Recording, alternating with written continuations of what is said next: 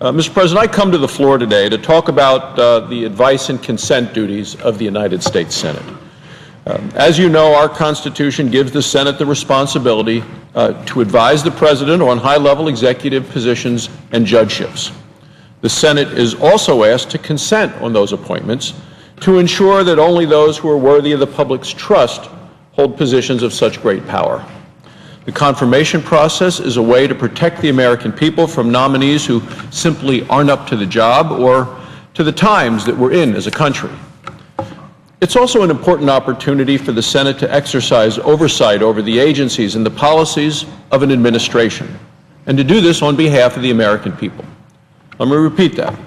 It's about exercising oversight on behalf of the American people. That's one of the most important roles that we play as senators.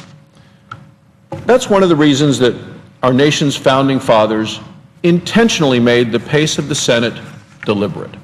They wanted to make sure that there was free debate on important subjects so that we could give appropriate consideration to policies, to laws, and to nominations. The father of our Constitution, James Madison, explained the Senate's role was, quote, first to protect the people against their rulers. First to protect the people against their rulers. That was the point of this body. That's why over its long history, the Senate has adopted rules that provide strong protections for political minorities. Well, lately, some in the majority have decided that the American people shouldn't ask so many questions, and that the minority shouldn't have so many rights. Here's a little perspective on the conversation that we're having today. Over the last 6 years, Majority Leader Reid has taken an unprecedented stand against the rights of the minority in this body. He's done it through procedural tactics like filling the amendment tree on bills and bypassing committees using something called Rule 14 of the Senate rules. Those techniques may make it easier for the Majority Leader to get what he wants, but they shut many senators out of legislating, and they shut out the Americans that we represent, Democrats as well as Republicans. At the beginning of the last Congress, and again at the start of this Congress, there was an attempt to use the so-called nuclear option, and to use it to radically change the rules of the Senate and to strip the rights of the minority. Back in 2011, Majority Leader Reid made a commitment not to use the nuclear option. That's what he said on the floor. He said, I agree that the proper way to change Senate rules is through the procedure established in those rules.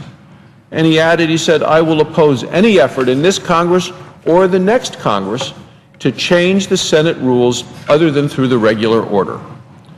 He said, this Congress or the next Congress. So that includes the Congress that we're in right now today.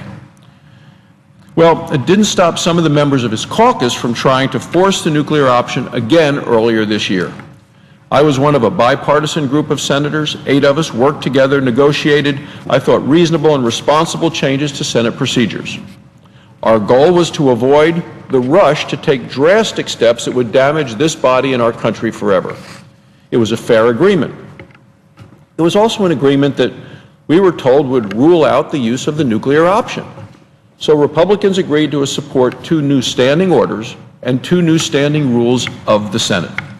Those changes got overwhelmingly supported by Republicans as well as Democrats in this body. In return, the Majority Leader again gave his word that he would not try to break the rules in order to change the rules. Here's what he said just a few months ago right here on the Senate floor. He said, any other resolutions related to Senate procedure would be subject to a regular order process. He even added that this included considerations by the Rules Committee. There was no equivocating in the statement by the Democratic leader. There were no ifs, there were no ands, there were no buts. This was January 24th of this year. So here we are again, less than 5 months later, and we're having the same argument all over again. Some Senate Democrats want to use the nuclear option to break the rules, to change the rules, and do away with the right to extended debate on nominations. This would be an unprecedented power grab by the majority. It would gut the advice and consent function of the Senate. It would trample the rights of the minority. It would deprive millions of Americans of their right, their right to have their voices heard through their representatives here in Washington. The nuclear option would irreparably change this institution. Now, Republicans have raised principled objections to a select few of the president's nominees. In other cases, such as the D.C. Circuit Court, we simply want to apply the standard that the Democrats had set, that the court's workload doesn't justify the addition of 3 more judges. The president claims his nominees have been treated unfairly. Well, even the Washington Post fact-checker said what the president's comments were untrue. The other day, the Post fact-checker gave the president not just 1 but 2 Pinocchios for his claims about Republican delays on his judicial nominees. The White House and the majority leader don't want to hear it. They want the Senate to rubber stamp the president's nominees. The Democrats aren't happy with the rulings by the D.C. Circuit Court, and they want to avoid any more inconvenient questions about the Obama administration. Democrats claim they want to change the rules just to make things move more quickly. But that's no excuse. Remember when Majority Leader threatened the same drastic step a couple of years ago? Well, one of the Democrats who stood up to oppose the current Majority Leader, oppose him at the time, was former Senator Chris Dodd. In his farewell speech in this body in late 2010, this is what Senator Dodd had to say. He said, quote, he said, "I can understand the temptation to change the rules that make the Senate so unique." He said, and simultaneously so frustrating. He also said that, but whether such a temptation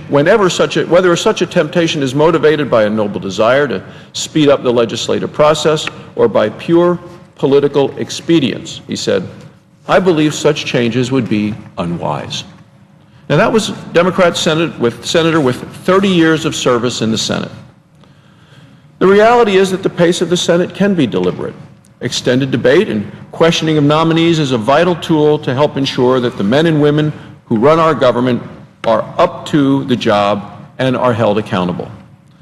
Under the system some in the majority want to impose, there will be less opportunity for political minorities to question nominees. There will be less government transparency.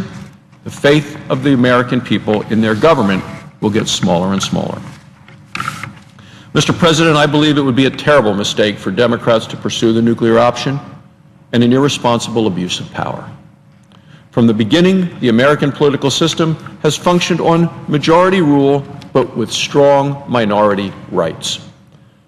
Democracy is not winner take all.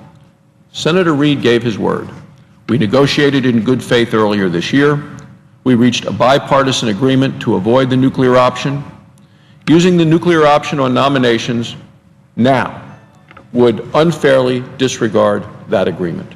If Democrats break the rules to change the rules, political minorities and all Americans will lose.